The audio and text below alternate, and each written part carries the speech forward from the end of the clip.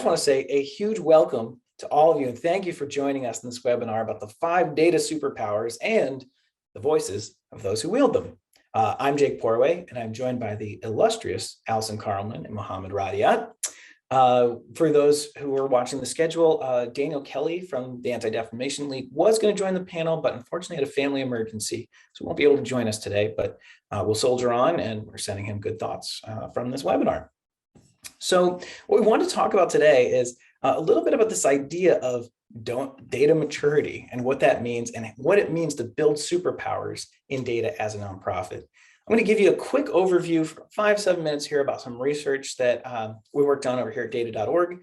And then I'll turn it over to the stars of the show, Alison and Mohammed, who will be talking about how they are using data and computing in their own social impact work. And that's where I think we really get to hear some great stories about how this work gets applied. And then we'll throw it up into questions. We'll have a little conversation up here, but we really want to hear what you all have questions about. So please, anytime, feel free to start throwing questions into the chat, and we'll get to those in the Q&A. So a little bit about this idea of the 5 data superpowers. Why did we even start talking about this? It all came from thinking about this concept of data maturity, right? You've probably heard this term. I mean, if you're here, of course, you've heard it. The other forms of data maturity come up with people saying, oh, we need to be more data driven, or we need to be an AI enabled. These wonderful, innovative terms that are powerful sounding, but kind of vague. What does it mean to be data mature? And that was kind of the question that we found people really running up against. And the thing is, it's not like there aren't a lot of resources about this. If you Google data maturity, you're going to find tons of templates and forms and stepping stairs of people going up and things leading left to right. The challenge is not that there's not anyone talking about data maturity. It's just that they all have a kind of similar one-dimensional approach. There's this idea that you're kind of bad and immature and you don't know how to collect data at the left. And then slowly you climb your way up to using algorithms and robots. And the more technologically mature you are, the more whiz-bang things you're doing, the more data mature you are. The problem is this might work generally speaking, but I'm not sure that it holds up in the specific. For example, I always think about if you're trying to get in shape, right? If we think about getting fit like health maturity, if you will, well, then maybe having a coach say, hey, you got to walk a little more, you got to eat fewer calories. That's how you're going to get in shape. Maybe that advice works, right? You're probably going to increase a lot of health benefits. You might lose some weight, you might gain some stamina, etc. But that's kind of general advice. And it doesn't necessarily hold up if you want to be an athlete. If you want strength training so you can be a better boxer, or flexibility to be a better gymnast, or maybe your cardio so you can run marathons or be a basketball player, well, walking more and eating fewer calories is, kind of the baseline. Now you really need specific training. We realized this was what we felt was kind of missing in the data maturity conversation. The question was not just what does it look like to be generally data mature, but what are the archetypes? What are our data athletes? And what do they look like? Because if you want to be, say, an advocacy organization that's really data mature, well, do you need to be using algorithms and predictive models in your fundraising or in member management? Or do you just need enough data and algorithm skills to do good advocacy work? And what would that look like? So we thought it was the latter. And we started to ask, what if we asked this question, not just from what's data immature to data mature, but as most of these good design questions start, what is most important to your mission? If you take the single most important intervention that you are bringing into the world as a nonprofit, what data and computing skills do you need, and what does excellence look like? And so we surveyed a number of nonprofits, we researched the space, we looked at how people break down their work, and there are really 5 data superpowers that came out. Now, I would love to hear about more, look forward to people in the chat talking about others, but largely these are the ones that encompass most people work. And I'll just say very quickly that they are digital service delivery, folks that use tech to deliver an intervention. It's sibling non-digital service delivery, like working in person, knowledge creation, creating knowledge for the world, dealing with community management, and persuasion. These were the things that we found that if you needed any of these elements, you might have a different data training program, if you will, than the others. Now, I'm going to give you a very quick overview of these before we go to our panelists. But before I do, I just want to make one caveat. There are 2 uses of data that we are not covering in this. And they're really important uses of data in nonprofits, but it's not the focus of these superpowers. And they are measurement and evaluation. So is my intervention working, or how is it working? And your kind of internal operations like fundraising, communications. The only reason that we're not covering it in this article is because, well, measurement and evaluation is very specific to your own program. And frankly, the field hasn't changed all that much as a result of the kind of big data and AI age, in my opinion. Feel free to disagree, but from what I've seen, that's a robust industry. And if you're looking to improve your measurement and evaluation skills, there's a lot out there already ready to go. Similarly, internal operations like fundraising, communications, there's a lot of software that's getting good at that. It's a common enough operation that a lot of nonprofits have very similar paths, and you could even overlap a lot with what a lot of businesses do when they run their social media campaigns. So really important uses of data and computing in your own organization, but I felt pretty well-worn territory. So let's just talk really quickly, like give you a super quick capsule about the 5 data superpowers, just so you kind of know how they sit and what they do.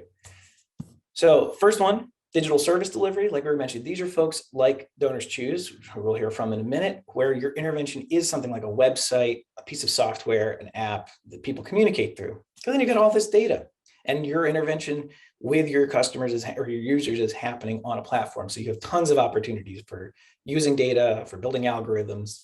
And as a result, you probably want to have like an in-house tech team. This is going to be the most amenable to the kind of stuff that we hear from Silicon Valley about big data and AI helping everything. Well, if you've got a digital service as your main intervention, yeah, that's probably the most overlap. That said, it's much more common, I think, to run into non-digital service delivery. Folks doing training programs, helping out like the Red Cross, helping people in need. Here, you're not going to have data and software usually as much on the front lines, but you'll probably have it for your programmatic operations. For example, deciding where you need to send limited firefighting staff to put out fires. That's a decision you might make to then have them go out and do it in real life. Another one that we saw come up a lot, we don't necessarily always think of at the top, was knowledge creation. So really folks who are saying, look, we've got to create something true about the world so that others can learn from it and build on it. I think Allison will be talking a little bit about this, which I'm very excited about, because this would encompass nonprofits or social organizations that are only research institutions like your Pews or the folks like science-based organizations. Or folks that are trying to learn about their sector. They may have data or data from other organizations, and they say, hey, we want to publish this finding that others can use. Because it's something that others are going to use, you're going to need a lot of statistical rigor. This is where you might want to be thinking about analysts. Maybe, I think, depending on the organization, I've seen economists take these roles. But the whole goal is to get something out there you can say is true. Fourth one we see a lot is community management, and these are for the nonprofits that use volunteers or people from the community as a core part of the intervention.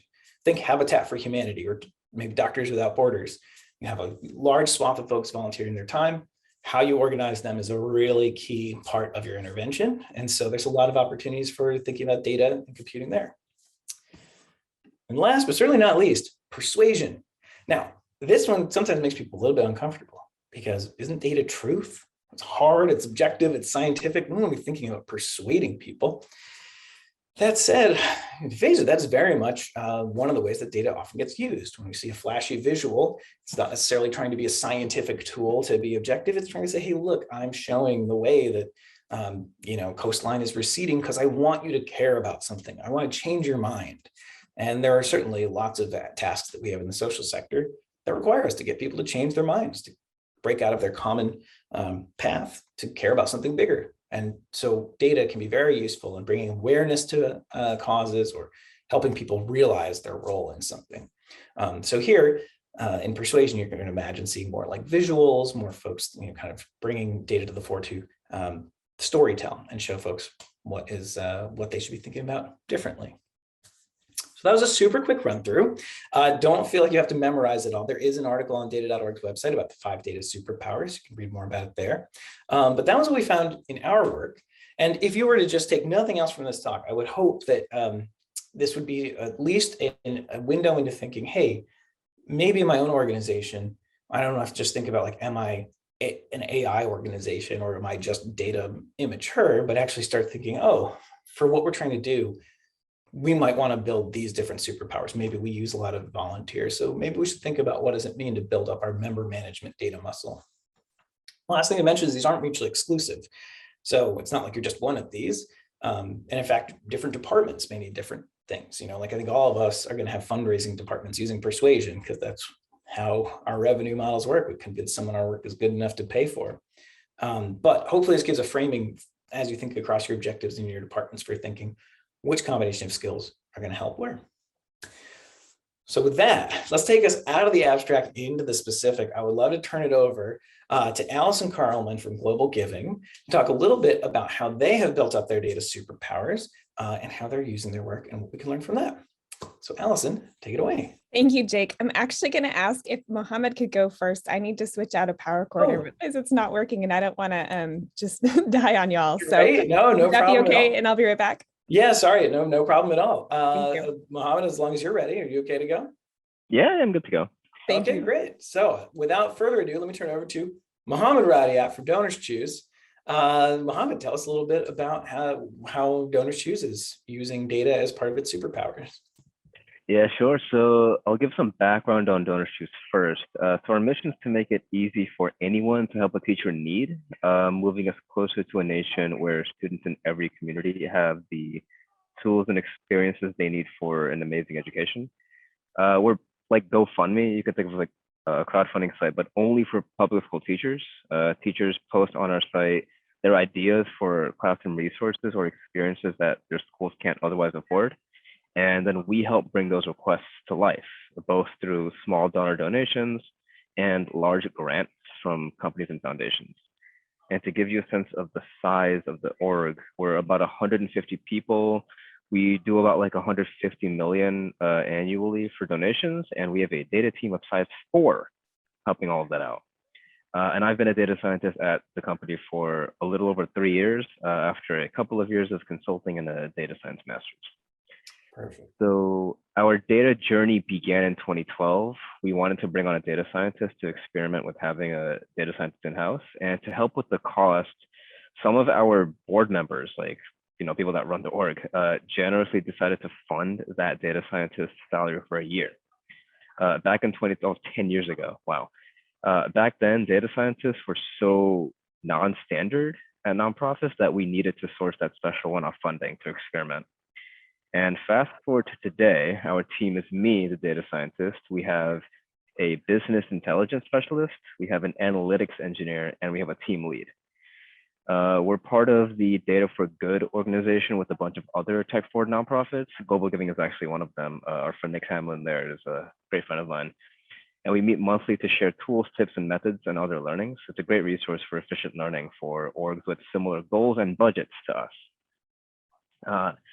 And for an example of how we're using data at DonorsChoose, I like to talk a lot about process automation because it's like stuff that happens in the background for digital service delivery that like you don't really hear much about because it's not as like, I don't know, it's not as sexy, I guess, as like some of the crazy AI stuff you hear about from Silicon Valley. So here's what I think is a good example of this.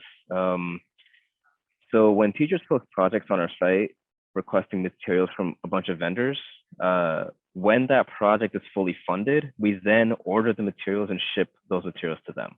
We never send cash. And projects can take weeks or months to get funded. And by that time, some of those items that teachers wanted may no longer be available at the vendor, because things run out of stock, especially nowadays. And so at that point, when an item runs out of stock or is no longer available, a teacher picks a replacement item for the thing that was no longer available. And then we had to manually review each of those like replacement picks. Like, is this book a valid replacement for this book? Is this computer a valid replacement for this computer? And someone on our staff had to manually review that like every time. And to give you a sense of how many, I think we have like 15,000 projects a year with at least one replacement needed. And that translates to like hundreds of hours for a fulfillment staff, which is a lot for like our small fulfillment team. So a couple of years ago, I led a project to automate some of that approval process by looking at the names of the items and comparing them using machine learning to see how similar they were. And basically with the similarity score, we could approve certain pairings automatically. For example, we could approve like red backpack as a replacement for blue book bag. Those words are individually different, but you can like check semantic similarity with machine learning to notice that they're pretty similar. And so as long as the similarity score hits like a certain threshold, I think we use 70% right now, we approve that replacement automatically. And one example where that would not work is like a set of Harry Potter books that were no longer available being replaced by like a Dell laptop. Those are really dissimilar, and usually, and you know, that would be flagged for like human approval, like the normal process. So that was a really big win for us. An interesting not a side note, this is actually pretty important. Starting that project opened up the door for other like rules-based approvals. For example, the team decided to automatically approve any replacement that was within $35 of the original item, as long as the new item didn't have any like problematic keywords. And this is so useful for books, because book names are never similar to each other because they can be named anything.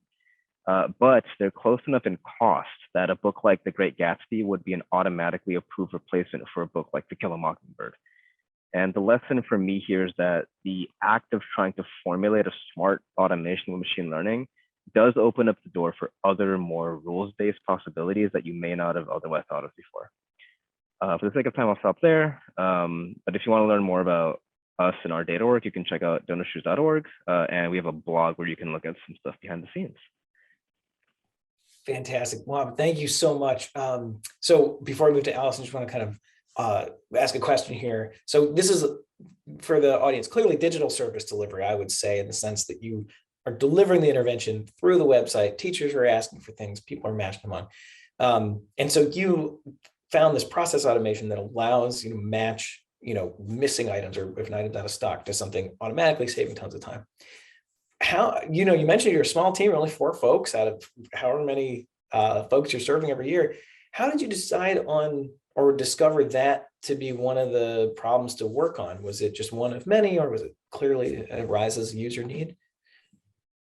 Yeah, so before I came on, people had brainstormed several machine learning project ideas. And when I came on, I kind of just started doing them one by one in order of seemingly most achievable in the shortest amount of time. So the first big one was like a text classification one to like label resources as like in a category. So like labeling items as books or classroom basics or computers or tablets or like flexible seating automatically. That categorization is really important because people want to like look for certain things and partners want to fund certain things. So having them automatically labeled is really important to actually direct money where it needs to go.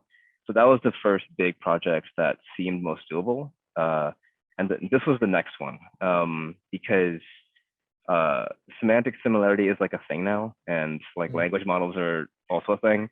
They're like blowing up now, actually. Okay. So given my like knowledge about what was possible and like the various like tools that are already out there, like I didn't develop the language model, I just downloaded it from like Stanford and just used it. It's like completely open source.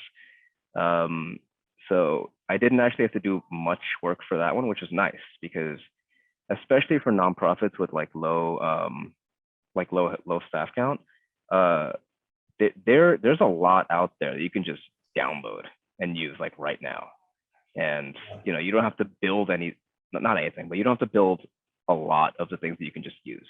And I knew that this project was one of those, so I just did it because you could skip that build step. Why not? I think that's a fascinating point. And when I worked at DataKind, a lot of what we wrestled with was how do we just figure out the last little mile between these new technologies that are coming out and applying them in the social sector, because there might be a lot that, like you said, that people could do that we couldn't do years ago with even less technological ability. You were mentioning language models. If people aren't familiar, there are huge open source libraries now where computers are getting pretty good at imitating or understanding human speech. You experience this every day with any Siri or Alexa that you run into, but now that becomes basically so available that you could almost just download it with a click. The question comes, how might that help us in our work? So I'm sure that's something you have to think about a lot as an organization using data and tech. It's very cool. Awesome, Mohammed, thank you so much. I'd love to turn it over now to Allison Carlman to talk a little bit about global giving. And I believe, if I'm going to put words in your mouth, a little bit about maybe knowledge creation and persuasion. Oh, there it is. Perfect. Allison, take it away. Yeah, thank you so much. As a brief introduction, I'm Allison Carlman. I am the Senior Director of Evidence, Learning, and Innovation at Global Giving. I've been with Global Giving for 10 years, and I normally work from Denver, Colorado, but I'm actually in the Global Giving office today, which is really exciting, in Washington, D.C. Getting to travel again here. And yeah, I'm so happy to share with you. Yes, so I am going to be talking about knowledge creation and persuasion. And it's funny to have Mohammed and I here. DonorsChoose and Global Giving are really our partner organizations. We even share a CEO. Alex Guerrier, who is our CEO, moved to DonorsChoose just recently, a couple months ago. And so we have a lot in common. And so you're hearing a lot about crowdfunding sites today. So here we go. All right, so I am going to start out by sharing two things. First is a story about how Global Giving got it wrong with impact measurement. So I know you said we're not talking about impact measurement for data, but that is like the core of the story, which then leads to talking about knowledge creation and persuasion. And then I'm going to share some insights from our participatory research that's helping us get better and hopefully helping us influence the sector to get better as well. So, the data superpowers of knowledge creation and persuasion can take a lot of forms. And I think in many cases, they take the form of trying to influence the general public or voters or like big groups. But for us, I'm going to show how we're actively using knowledge creation and persuasion to try and influence our peers and even our competitors in order to achieve our mission. So in case you're not familiar with Global Giving, we're the first and largest global crowdfunding community for nonprofits. We started 20 years ago around the same time as DonorsChoose. And we're a nonprofit ourselves. We make it easy for anyone to give to our vetted nonprofit projects on our online platform, globalgiving.org. And, we're not just in this work to drive money to nonprofits, which is a big part of it, but you can see from our mission statement here, we're actually working to transform aid and philanthropy, this top-down system that we've seen for years, to be more community-led. So that's where our need to use data to create knowledge and persuade peers in other organizations really comes into play. So first, my story. The impetus for telling this story started a year ago, actually, at a workshop that Giving Tuesday was holding with organizations like ours and many of our peers. These were folks who were building platforms for giving and for impact measurement. It was the Impact Measurement Working Group. And I was just there attending. And as I observed this conversation, I was just kind of sitting there and everyone was talking about this one certain thing, and I started to panic. That one thing is what I'm going to call the one metric to rule them all approach. So this one metric to rule them all approach is the idea that philanthropy folks and intermediaries like Global Giving can help identify the most impactful places to give by using proxy measures for impact or for effectiveness. So one example of this is right now, there's a lot of old school thinkers in the philanthropy space that still use this overhead ratio, like what % of funding do organizations spend on overhead as a way to measure organizations and compare them to one another. And so more frequently today, there's also organizations that are trying to identify like an impact per dollar ratio, like the numbers of lives saved per dollar given. And these metrics almost always exist primarily to help donors get the best impact return on investment. At least that's my observation.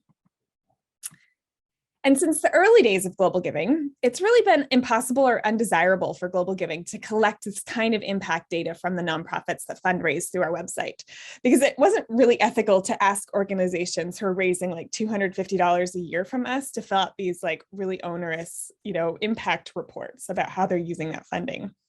So instead, we've invited our vetted nonprofit partners to submit stories, photos, quantitative, qualitative data, however they want to report on their progress.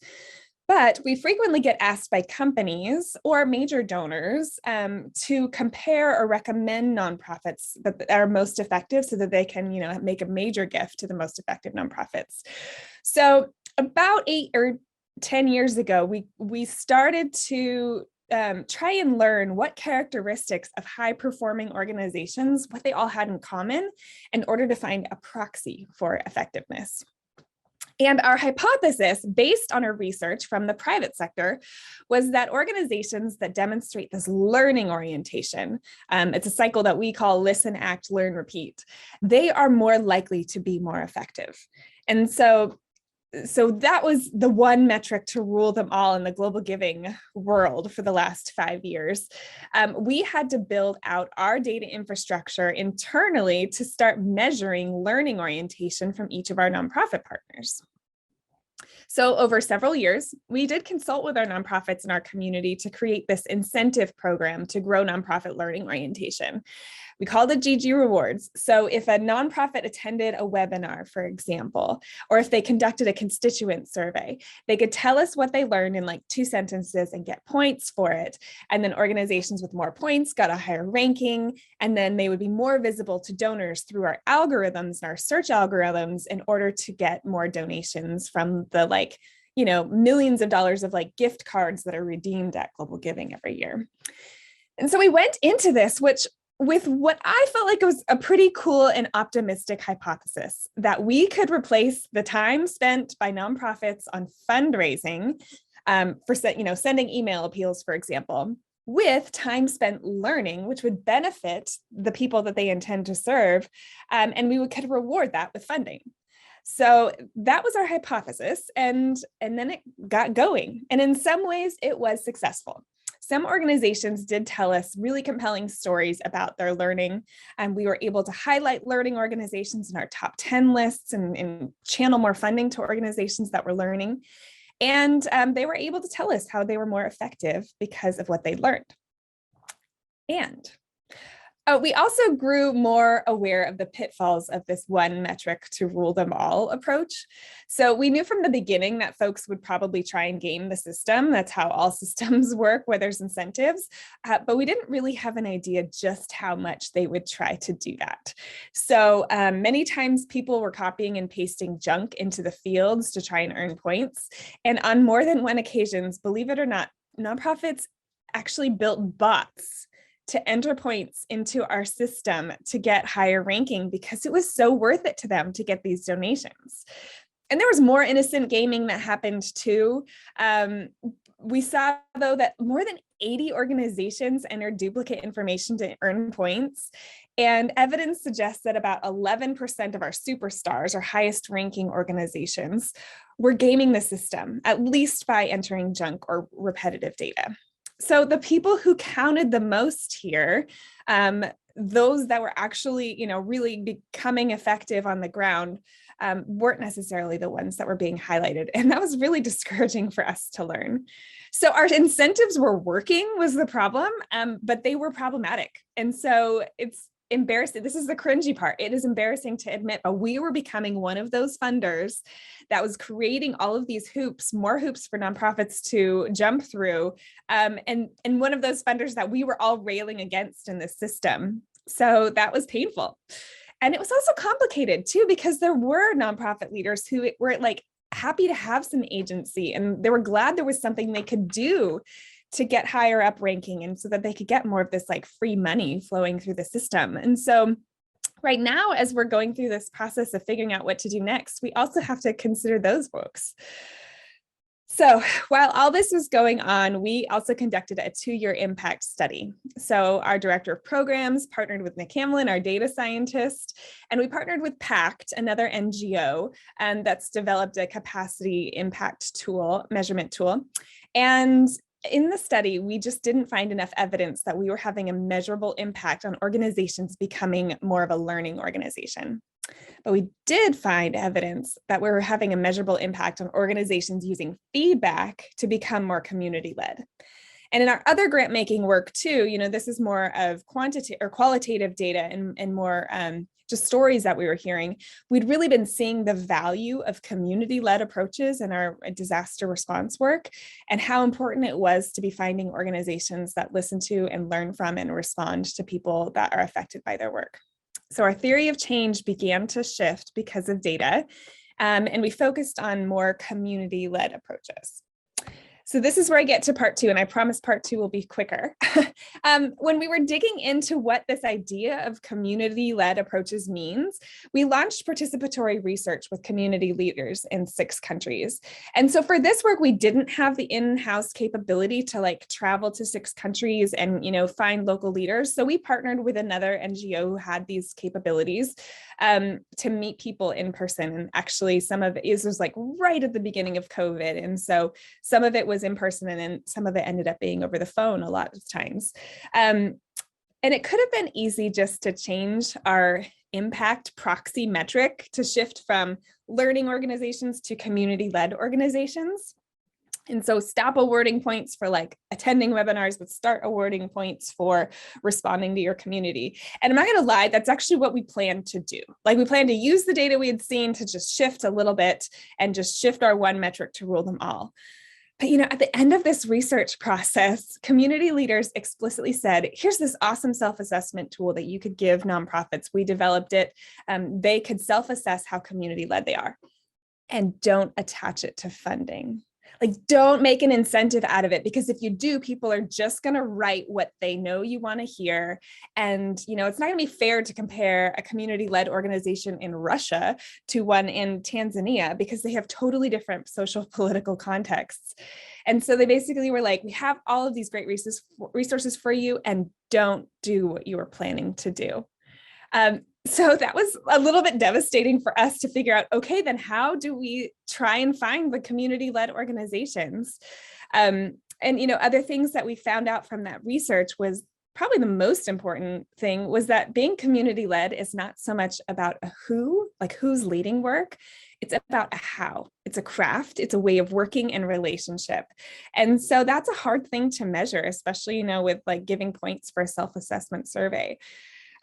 So it's really shifted our mindset to think about how we at Global Giving are focused on being more community-led ourselves and sharing power and changing our own behavior. So 6 years after taking on this effort, we are no longer searching for this one metric to rule them all as a proxy for effectiveness.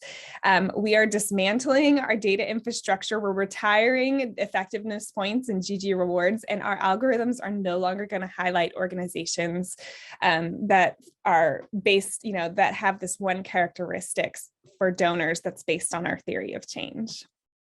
Instead, we are now focusing our impact measurement on our own behavior change. So we're measuring our own progress and growth towards being a more trust-based, respectful, and community-led form of philanthropy. And so this combination of studying our own programs, conducting an impact study, and then community participatory research, it's flipped the way that we think about accountability in this space. So rather than try and measure impact so nonprofits can be accountable to donors, we're now talking instead about how we, the people with power in this situation, can be accountable to the people we intend to serve. And so my role as evidence, learning, and innovation lead is to help Global Giving build out these capabilities to better share power. And that's where we're focusing our data resources right now and our staff on that. And so my goal is that the next version of these algorithms are going to be co-created by nonprofit partners to better reflect what matters in their community. And I'm also going on this like roadshow, sharing this story with other platforms and impact measurement companies to persuade them to not keep talking about finding the one metric to rule them all. And that's where this persuasion piece comes in. Like I said, it's not like we're trying to persuade the whole, sea of possible donors. There's a very small group of people who might care about this and are already doing this, but I care passionately about persuading them, because that is, to me, how we are transforming the sector to be more community-led, which is, again, at the heart of our mission. So there we go. That is my story. Allison, thank you so much. Wonderful story. Although I imagine having your nonprofit realize that it's turned into one of the funders we fought against has got to be like the organizational equivalent of like realizing you're becoming your parents. I hated this for all these years, and yet here I am. Yeah. What a wonderful story of growth, because one of the reasons I was so excited to have you tell this story is that even though on the surface, both organizations, DonorsChoose and Global Giving, have a digital service intervention, I didn't realize they had the same CEO, so closer than I thought.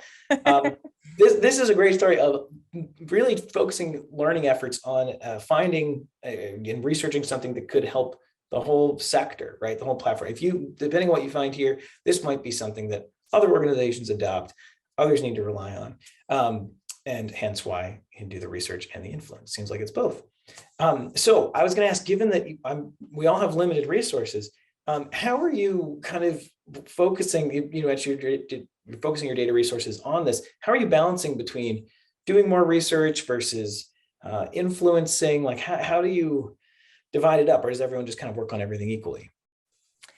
Yeah, I mean, I think it depends. Like, it really did start for us on building the infrastructure to be able to measure our work, right? And so Nick Hamlin, that we keep talking about, our data scientist, he, built this a system using Metabase basically for us to be able to access, as folks doing programs, to be able to see like how is this in real time affecting people? Like, what are we seeing happening through our digital service delivery? So that was the first thing, and then the second part we had to develop was developing this role that I'm in. So I've been in this role for about 3 years of exploring, okay, so we have access now to all of this data. What are the big things that we can be learning about? Like, where is the knowledge creation opportunity? And where is then the influence or persuasion opportunity? And so that's, I moved out of like a communications role and a monitoring and evaluation role into this like research and learning role to really ask those rich questions. And so, and then what we've seen is that you really need to pair that with storytelling capabilities.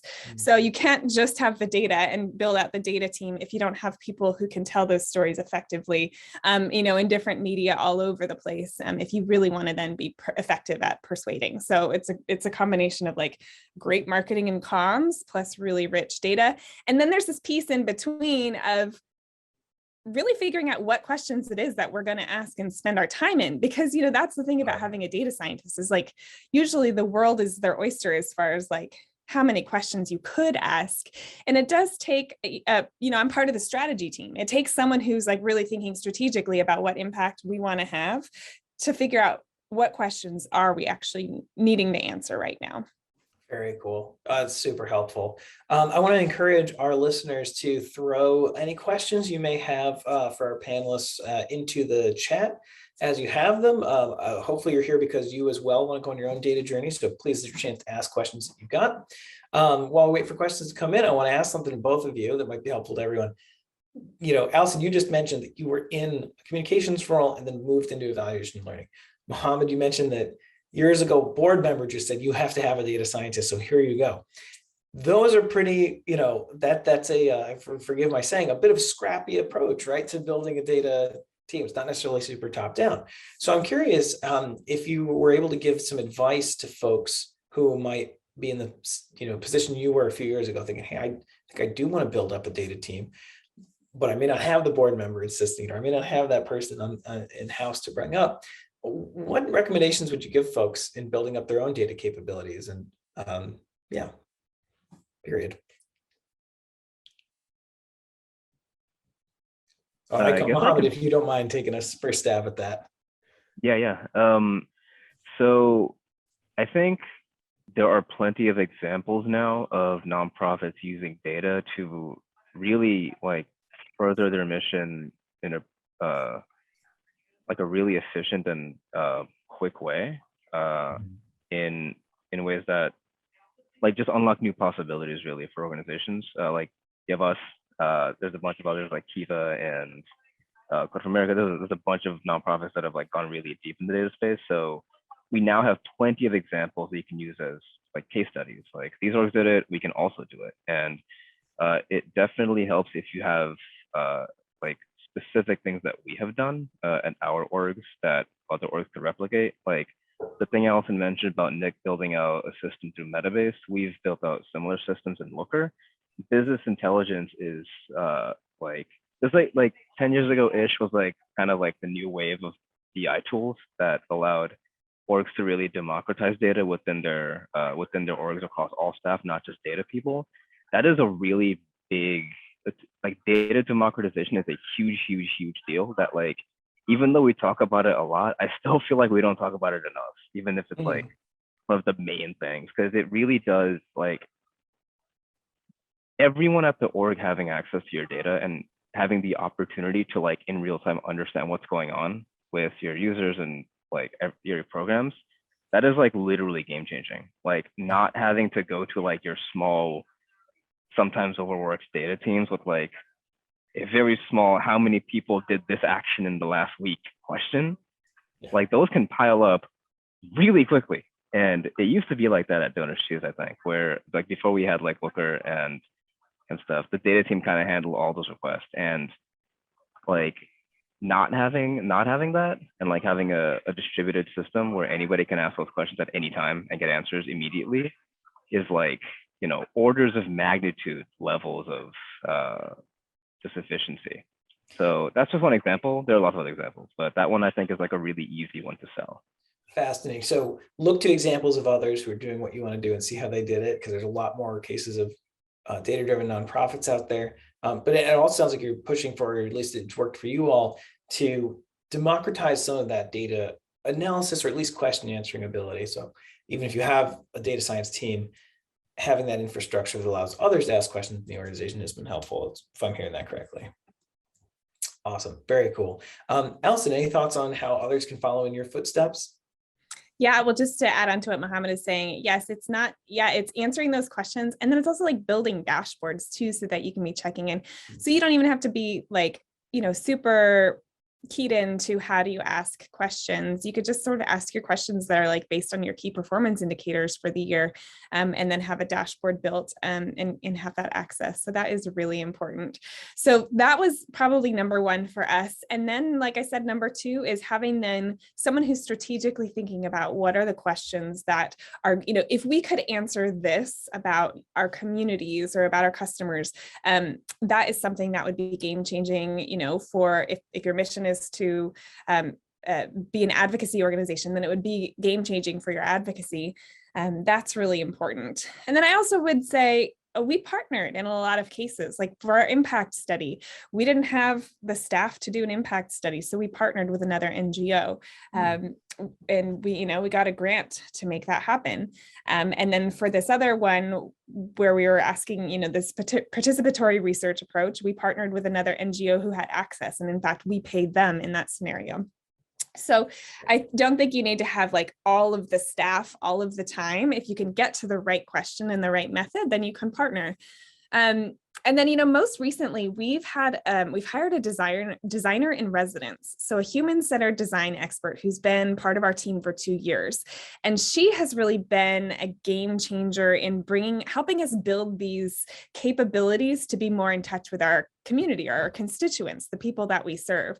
So she's helping us build, you know, it's not even about infrastructure at that point. It's about like, literally, how do you do a co-creation process? How do you bring people together during a week, you know, in 16 hours? How do you spend that time to actually share the power? Because right now, like I said, that is our focus on sort of flipping the accountability and sharing power with the people that we serve. And so that's where it actually becomes more about human-centered design and less about like masses of data, like masses of quantitative data. Instead, it's really rich qualitative data from people who, you know, represent the folks that you intend to serve. I think that's a super interesting point. Something that might not come up immediately for folks when they think about data and tech is a designer and asking the right questions. That's something we say a lot, I think, in the space. You've got to ask the right question. But until you see the difference between building something just because you've got some data in front of you and having someone kind of take you through the process of asking, why are we answering what we are and how could data help? You may miss that difference. So I think that's a really, really interesting point. And as well, the partnering piece, you know, I think one of the things that we hope with the kind of 5 data superpowers is that as you're thinking about your own organizations, you invest in-house for the capabilities that you really, really need there. But for everything else, maybe it's time to just partner with somebody who does it short term or can do, you know, kind of boost your powers. I think that's another great way to do it. Love it. We have a nice comment from Matt in the chat saying loves the model of organizational data maturity that then unlocks organizational self-actualization. So the more data mature we are, we can dig into these fundamental questions of who we are. And he's asking a related question here, wondering how do organizations kind of cross that threshold that shifts from saying, hey, we've got dashboards to confirm that we actually doing what we say we want to do, to actually reframing the question, focusing on what's possible. how do you kind of give data teams the voice to contribute to a culture of curiosity? I know both of you spend time working on the data and analytics piece as well as that curiosity question. So I'd love to know, do you have any kind of thoughts? You riff a little bit on how you get that curiosity as well as the technical ability. I love the idea of data tours with your constituents and your staff. So we were doing research around a topic. I came up with I did a survey, pulled together the report, and then brought in people who were, people we serve, experts, board members, peers, into literally in the room. So this is 2019, before COVID, to walk around a space where they would like read a piece of data and talk about it and have a discussion, and then they would physically move. And of course we could do this in a digital setting now too, but it's like inviting people to actually engage with the question is where you could then ask about, okay, what is possible? Like what next do we really need to be learning, especially from the perspectives of the people that you intend to serve. So a lot of it is about not just reporting out, but then like asking rich questions about what does this mean to you?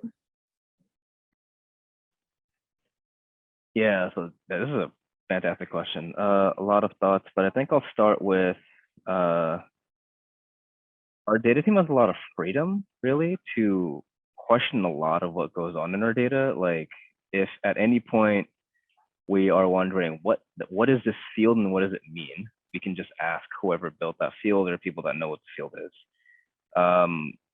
Having the freedom to really dig into what something actually means is, I think, the first step.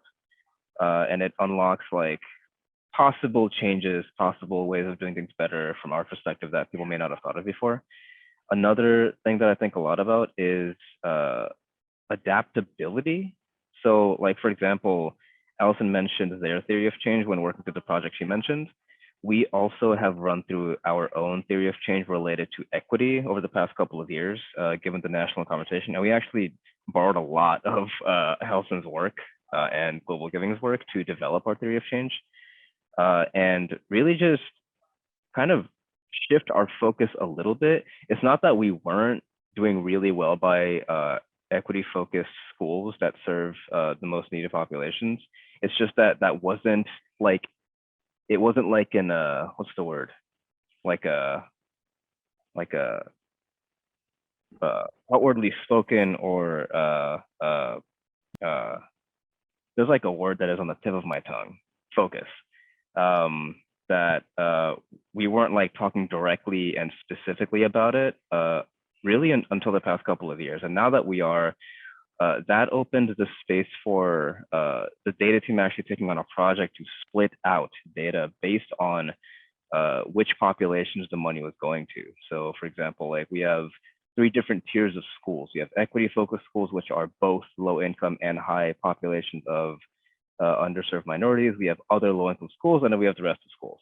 And the goal now is to funnel as much money into that first tier, our equity focused schools, as possible through very targeted initiatives and partnerships. And we could do that because the entire org was just down to be very flexible and like open-minded enough to really reframe our thoughts around our mission. So adaptability, open-mindedness, even the intention to really do right by your communities, as long as that intention is there, I don't think nonprofits should have a problem reframing questions. Really, like as long as that intention is there, I think there shouldn't really be like that. That's like the first and most major hurdle. Love it. So it sounds like, part of it is the cultural shift to having an organization that is itself curious to learn about itself and having leadership and others put new things forward about how we're performing. It sounds like a big step. And then Allison, you're saying, have people get into the process. I just have to say, I got a bit of asterisk by that. I think that is so powerful for helping people understand what could otherwise be very black boxy, and for the tech nerds, and realize that data collection is part of it's a simplification of a human process. And what does it mean?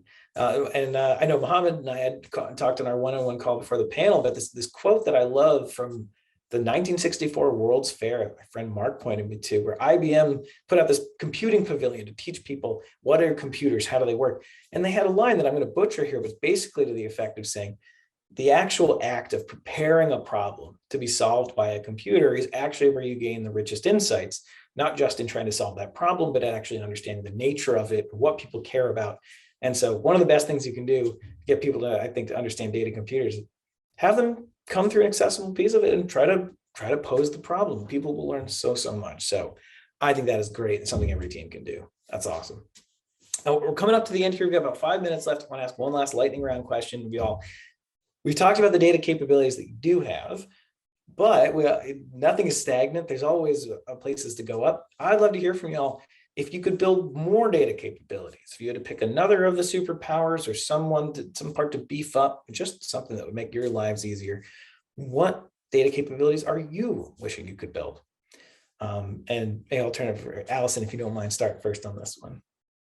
Put you on the spot there. Yeah, we're in the middle of an org design process. That's why I'm here in DC.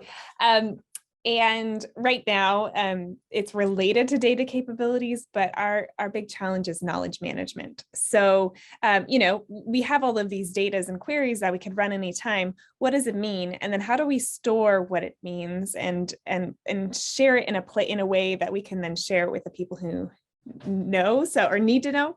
So it's like, what is that next level of not just access, but like use, and then sharing is kind of the next level beyond that. So we are talking about what it would look like to have a knowledge manager who's like really thinking about that full time, everything from like all of the data we know about nonprofits that we vet and then we visit, like how do we store and save all of that data, to, these rich questions around community led.